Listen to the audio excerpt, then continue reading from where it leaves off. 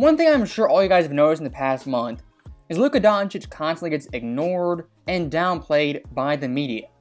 And one incident where this became very, very obvious was Stephen A. Smith and Luka's 73-point game, as Stephen A. Smith on record called this performance disgraceful. Now, why that is odd was only a year prior, Mitchell and Dame, who both cracked 70, Stephen A's reaction was much, much different. As when they scored 70, he was falling over himself giving these guys praise and nearly had to change his pants. That's how excited he was getting. And having made a video on that subject, now a month later I want to go a little bit more in depth with Stephen A. Smith and his anti-Luka agenda. And after doing some research, I found clips dating back 4 years, even 4 days ago, that are pretty shocking. And with that being said, here is 2 straight minutes of Stephen A. Smith doubting Luka Doncic, being wrong about him, and quite simply hating on him. I believe that Phoenix is going to take them out in Game 7 on Sunday. I think I wouldn't be surprised if it's a rout. That's where I'm coming with this. I hope I'm wrong. I could be wrong. I doubt it. Dallas 123-90.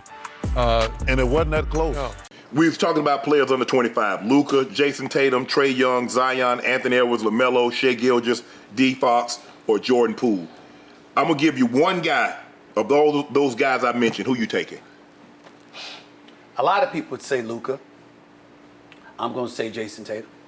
Doncic down to 3 seconds, 2 seconds. Doncic for the win. Against Josh Richardson, left side of the floor. Luka's 3 is a win.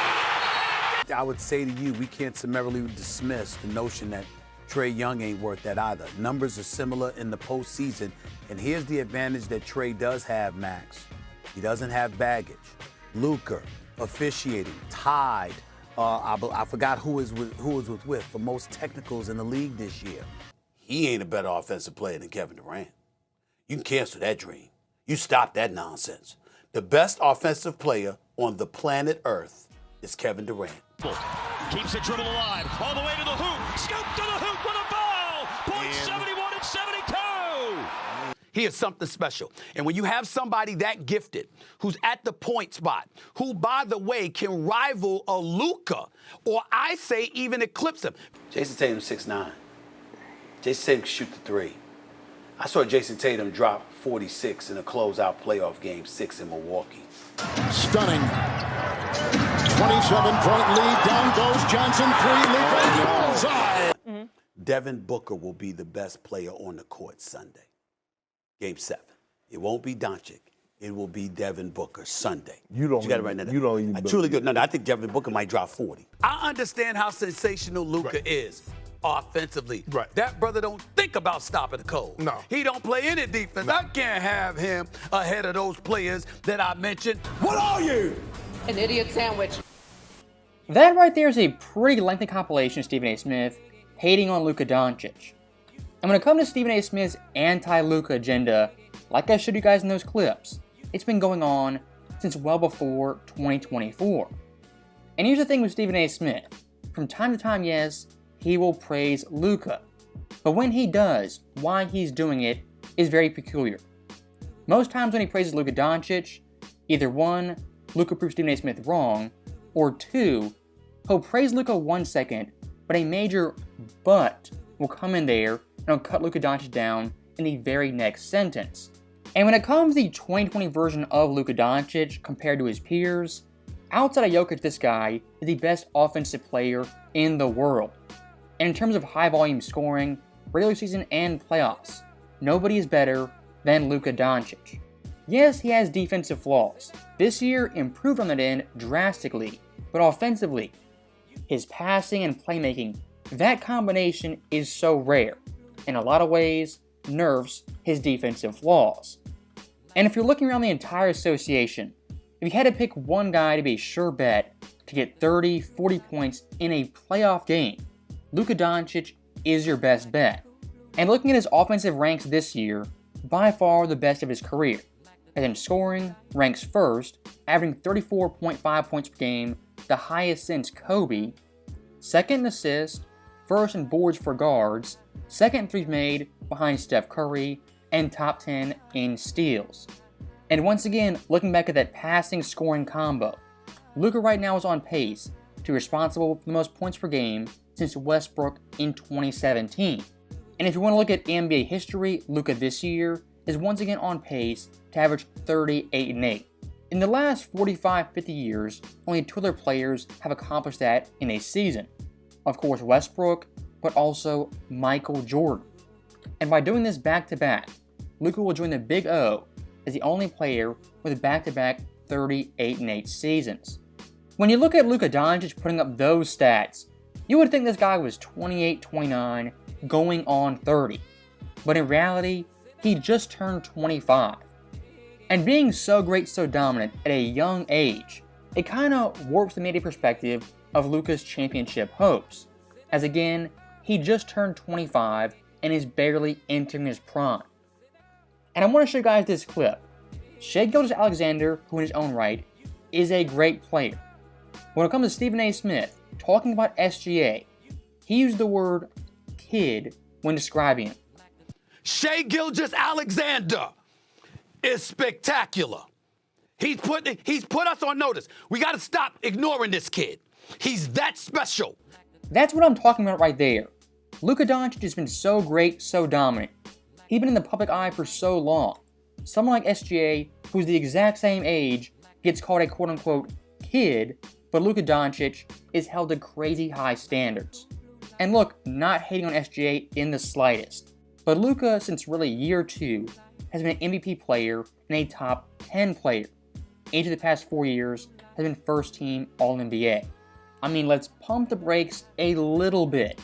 SGA to this point, as the man of his team, hasn't done anything in the playoffs. Could that change? Will that change? I definitely think so. But looking at Luka's resume, of course, made the West Finals, beat a 64-win Suns team, has hit numerous buzzer beaters clutch shots in the playoffs, and in Game 7 vs. the Clippers, scored 46, at the time the most ever, in a Game 7. When it comes to the top tier superstars, like a Tatum, SGA, and Luka Doncic, even among those guys, there are different tiers where those guys fall. As Tatum and SGA, I would personally argue, are a tier below someone like Luka. And like I said earlier, if you have a Game 7, a must-win game, you need 40 points and a W. I'm going to Luka Doncic before both those players. And once again, looking at the NBA media, when it comes to winning MVP, the criteria more than ever these past couple of years has just changed so often. And of course, Luka as an individual has been going nuts these past 2 months. But Dallas, unfortunately, right now in the Western Conference, isn't even a top 6 seed. If Luka somehow can get Dallas to a top 5 seed, maybe even somehow a top 4 seed, then I would entertain Luka Doncic being the MVP.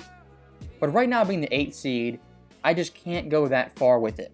And it is a shame, because again, Luka Doncic individually is having his best year to date. And looking at his ranks for scoring, 30-point games, second to league. 35-point games, first.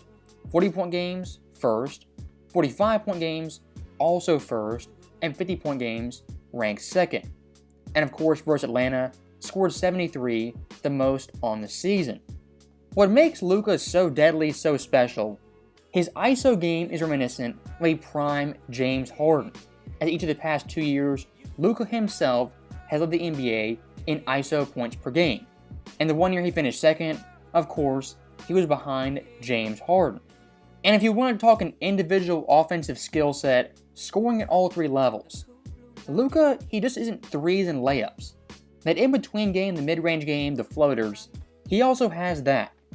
As looking at his ranks for scoring variety, in the NBA, ranks second on above-the-break threes, 6th in paint scoring, non-restricted area, and 10th in mid-range scoring. Luka, at the very least, is the best ISO scorer in the game, debatably the best 3-level scorer, and at worst, a top 5 playmaker. When you combine all that into one player, it's no wonder this guy in the playoffs is simply unstoppable. And looking at someone like Luka and Jokic, when it comes to playoff, these guys cannot be double-teamed. Why is that? They're such great passers. Comparing Luka's overall game to someone like Tatum or SGA, look, both those guys have improved drastically with passing, but Luka still is light years ahead. For a defensive game plan, doubling Luka, doubling Jokic, it is very, very similar. And those guys are so dominant as scorers and as passers. The defense basically says, we're going to let your teammates shoot wide open shots and live with that. When it comes to the unguardable factor, the passing and playmaking separates Luka from Tatum and Jokic from Joel Embiid. And that's why, in my humble opinion, Luka Doncic definitively is a top 5 player. So, as always, thank you guys for watching. Hope you enjoyed it. I'll see you next time.